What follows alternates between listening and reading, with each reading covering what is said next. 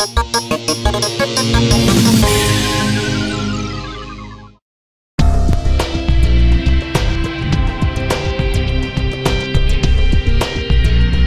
guys, welcome back to Dirt's Daily. Today we're going to be taking a look at some of the comics that came out this week and do some quick little reviews. Nothing too terribly in-depth, but kind of give you an idea of maybe some books you should look for and some things to avoid. First, let's start with Blackest Night, Tales of the Core number 3. Now, by no means has anything world-shattering been happening in the series. In fact, this seems to do less with Blackest Night and more about Tales of the Core. It's a nice little book for people who aren't all that familiar with the world of Green Lantern, and in fact, issue number 3, I know a lot of people online have been upset because they put the first issue pencils in there with a director's commentary. And some people say, hey, this is reprint stuff, who cares? But for me, seeing the pencils from those pages is a pretty nice deal and well worth the $4. Let's see, Detective Comics 855 came out this week. This, by far, has been the biggest disappointment in all the Bat books that I've run across in a long time.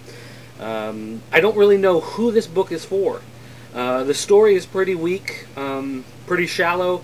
This girl can train to be Batwoman, but she can't get a date. Apparently that was a big deal last issue. This issue, I'm just looking at it, I'm looking at this artwork, and I'm thinking, you know, if you're not some goth tween girl who's aspiring to be one of the Suicide Girls, I don't know why you'd care about this book. There's really nothing of value going on in this title. The Question backup stories are okay, but again, there's really nothing going on here to get you all excited or even really care about the character or the story that they're in, so pretty much a pass on that one. Dark Reign Hawkeye number 4.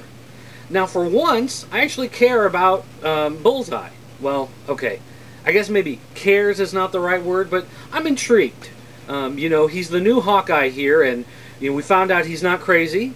He has to limit himself to using bow and arrow instead of just grabbing random stuff and throwing them, which is kind of a change-up for him. But we're actually starting to see some real character in him. We're starting to see more of his history, and the title has really been presented in such a way that if you're not an expert in the world of Bullseye, which I'm not, you get enough information to really know what's going on and understand what's happening. So, all in all, I'd say it's been a pretty good series so far, and even though there's only one issue left, I have to say that probably the new Hawkeye is going to be sticking around for a while after Dark Reign wraps up.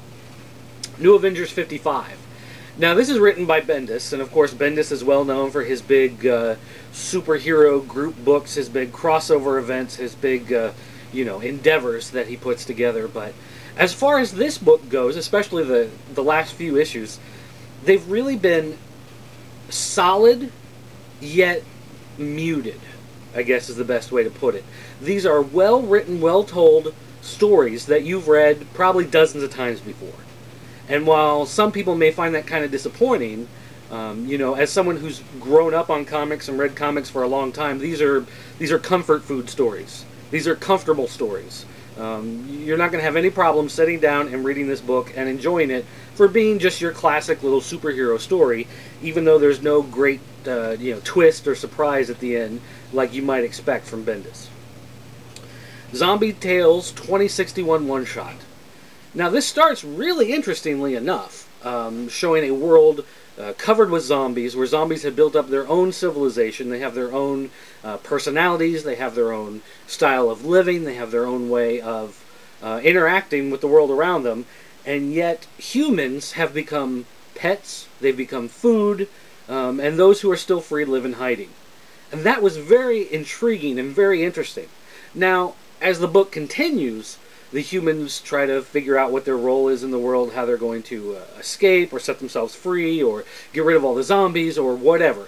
And once you get into that part of the story, it really kind of falls apart and it's not as interesting. If there's one lesson to be learned here, it's if you're going to do a book about zombies, you should focus more on the zombies, unless you're writing Walking Dead, I guess. But this book just needs more zombies. That's what it comes down to. If you're going to do zombie tales, you want more zombies. Now, the final book we're going to talk about here is Toy Story number 3. Now, I know, a lot of you are thinking, oh, it's a licensed book. And some of you are thinking, oh, it's a kid's book. And some of you are thinking, oh, it's a licensed kid's book. But quite frankly, Toy Story has been a really good title. In fact, most of the books coming out from Boom Kids, part of Boom Studios have been really good. Now, the Muppet Robin Hood, I'd say, is not up to par with all the other books. But as far as Toy Story goes, it's really been good. My 4-year-old enjoys it, and I have to admit I really enjoy it too. Now, issue number 3 starts out almost cliche, where Andy gets a dog, and all the toys are afraid that they're going to be replaced by this new dog in the house. But as the story continues, the dog actually realizes that the toys are alive, that they can get up and they can talk and they can walk and move around on their own. Now, once the dog figures out the secret, that's where the story kind of gets interesting. It's still told in the vein of a classic Toy Story tale. You actually read this book and you think this could very easily have been a short included on the Toy Story DVD or something. This is so well written, the artwork is so good, you just really can't go wrong with this series, so I highly recommend it. So that's a look at some of the stuff that came out this week, and you know, I hope that kind of helps figure some things out for you guys. And I tell you what, if you enjoyed this, then let me know, and we'll do this again next week. Thanks.